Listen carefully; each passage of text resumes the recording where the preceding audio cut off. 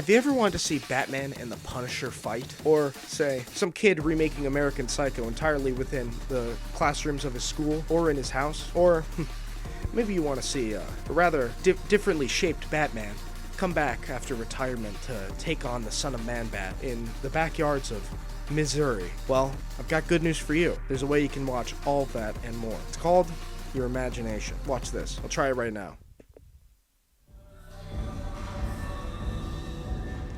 Wow, that was really cool. Oh, but you can't see that. Silly me. Well, I actually have some other good news. They're called fan films, and they've been around forever. Fan films are a joy to me. And they're not that easy to find now because of the corporatization of YouTube. So what I like to do is type in, like, genre, fan film, and then sort by most recent uploads, starting with the hour, then the day. By the time you hit week, you usually get something that looks rather competent. And that's not what we want. We don't want a Dying is Easier, a Spider-Man Lotus, or Punisher Laundry Day. We want the good shit. So when I roll that dice, when I hit search by last hour, much like your atrophied geriatric 80-something dinosaur aunt who's caked in piss sitting in front of a slot machine begging God that she'll be able to make back the $100 she just poured into it. Bye-bye, Social Security. I keep rolling that dice because I know there's a jackpot just around the corner. Now, you may be wanting to watch some of these professional-looking fan films, but you shouldn't, my friend. My bestest friend. My buddy. Hi. Hi, how are you? Hi. Oh, that's so cute. Oh, look at you. I was just feeling silly. I'm in a silly, goofy mood. Those aren't good. Those are competent, professional, a confluence of different ideas and perspectives and skills to make something truly miraculous in terms of how everything goes right for a traditionally non-professional production. But it's not good. Good fan films should give you the impression that they were made in a day using whatever cell phone the director has on hand. No lighting, no cinematography, terrible audio quality, and of course, every good fan film has got to use at least one song from Hans Zimmer's The Dark Knight soundtrack. It's not a movie without my Hans Zimmer. I gotta have my Hans Zimmer. He makes everything sound so cool. Because sometimes I don't want to be entertained. I don't want to watch something that takes skill and effort and is this insanely lucky and well-developed, well-thought-out piece of art. I want to watch a kid do a Patrick Bateman impression in his elementary school. There's a Mr. Donald Kimball here to see you. Who? Detective Donald Kimball. Send him in, I guess. So at first I thought this kid was doing like a prequel or a sequel or a side story to American Psycho, but no, it's just him doing a group of scenes from the movie. Listen, if you don't shut your stupid mouth, I will kill you. I can't believe that Bryce prefers Van Patten's card to mine. In 87, Huey released this, Four, the most accomplished album. I simply am not there. Let's see Paul Allen's card. Hey, Paul! Ah!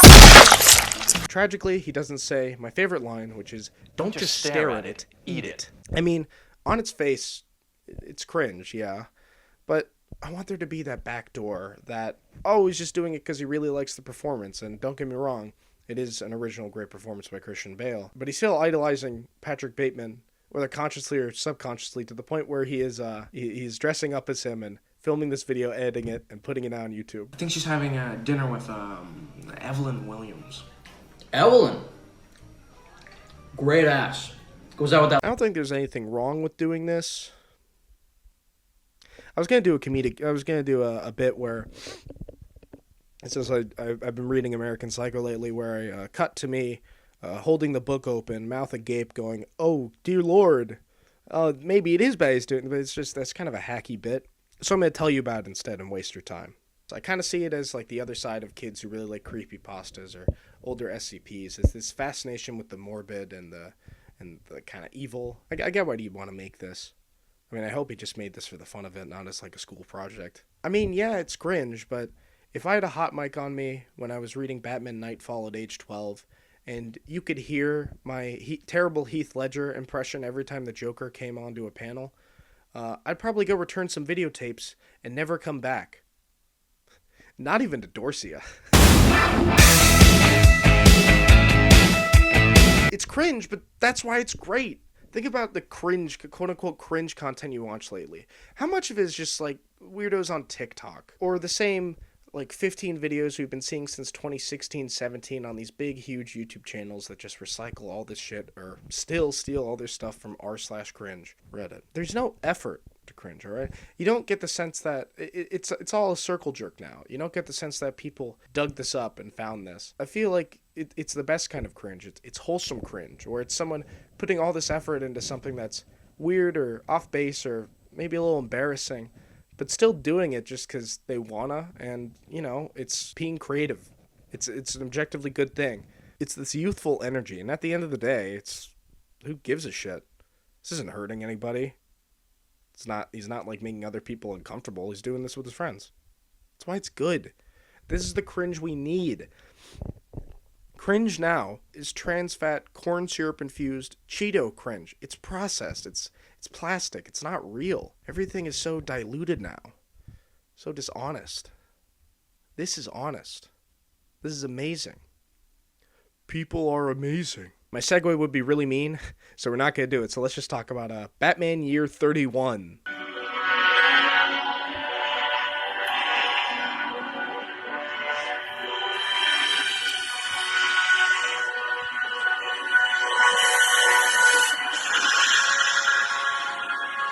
This is a longer one. I'd say about 45 minutes to an hour. Approaching feature, which is impressive on its face, but aside from that, it's brilliant. It's everything I wanted. It's perfect. It's got everything. This kid cast his dad as Burce Wayne.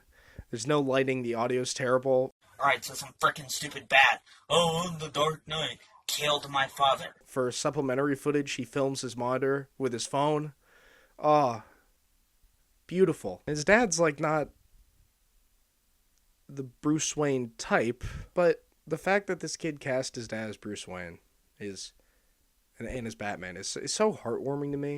It just shows that he looks up to him, and the fact that his dad's just playing along and having a good time being in his kid's movie, it's so sweet. It's so, dare I say it, wholesome 100 chungus. So Burce Wayne, This is Burce Wayne. has retired from being Batman. He married Catwoman, he hung up the cape and cowl, and in the years since he's quit being Batman, Gotham has devolved into rural Missouri. And so Man-Bat's son, which is honestly a pretty interesting and unique choice for a villain, takes some of the Man-Bat juice, the man juice, takes some of the Chug Man-Bat juice. I tested for COVID. I coveted for both. He starts wreaking havoc across the city, trying to get back at Batman for killing his dad.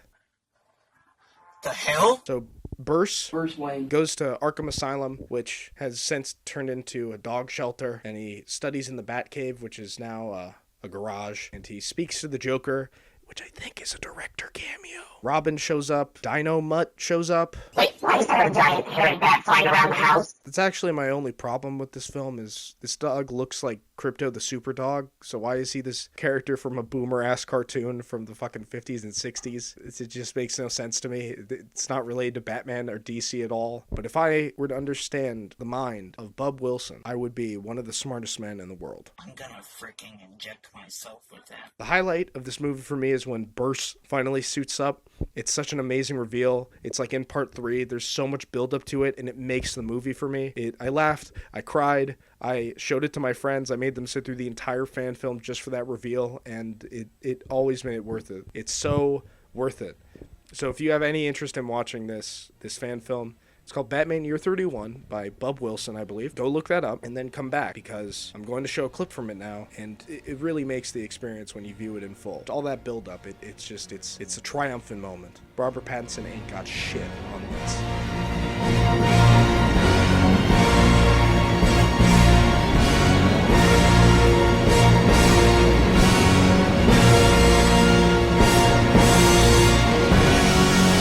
I'm Vengeance.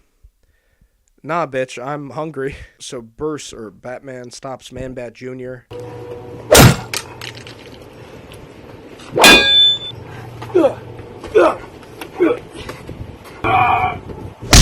Stays as Batman afterwards. I'm gonna take your 9 lives now. Credits roll. It's a triumphant ending. This was dedicated to a person, I believe. What? What? Wait, what? And there's a teaser. Little after credit sting. Marvel heads. The Joker has escaped and he's killed. Well, I think you'll just have to watch it for yourself. And this is all to set up Batman Joking Night, the sequel to Batman Year 31. That is unfortunately not as good or as long or really as memorable, but I don't blame Bub for that. You can't follow up a masterpiece so easily. He just did this one for the fans. They wanted another Batman movie, and he went, fine. One for them, one for me. And then he went on to make this movie, get his paycheck, and then make the GTA 5 short films that he loves making so much. Now, I wish I had more to show you that are like this, but like I said, this is a diamond in the rough, truly. On old YouTube, on a regular search, you would get tons of videos like this. And maybe one that is like Freddie Wong level production, where you watch it as a little kid and you're like, holy shit, how did they do that? And now it's like, it's all of those. There's so much less mysticism because of the saturation of this high quality content. Fan films like this is what YouTube was made for. It's truly alternative media. It's people sharing their visions and passions with other people. As YouTube's grown, it's gotten more corporatized, which is natural. You know, more money to be earned means it has to be safer, and thus all the content has to be way more curated. And we've lost a lot because of that. You have to go digging for content that I think is like really genuine now. Most of the time it's just all these like copycats of other famous YouTuber styles. It's hard to see someone doing something original. It used to be that the uploads to YouTube were so crazy. It was just throwing shit at a wall and seeing what stuck. When you dig through that one turd and you find a piece of corn, it was rewarding for all the shit you had to go through. And now it's all corn, no poo-poo. You can't eat the poo-poo no more. YouTube won't allow it. It all has to be good content. And if it's all good content, none of it is, you know? There's so much less tolerance and audience for underdeveloped ideas or rough drafts or spur-of-the-moment passion projects. I feel like it's important for growing artists to see movies like this, movies that are objectively flawed, but are still driven by a passion that is enviable, that just drive to make a project this long with, not to be mean, but so little experience or technical skill. That is inspiring, because watching something like this and thinking to yourself, I can do better, probably will encourage you to do just that. And that's the beauty of these fan films, that literally anybody can make these. Anybody. They don't need a good camera, they don't need actors, they don't need a set, they don't even need a fucking budget. They just do it because they want to. And that's what I love to see. That's a real fan for me. I guess what I'm saying is, we already have a lot of Bruce Waynes. But it's not very often that a Burce Wayne comes along. どこにいたって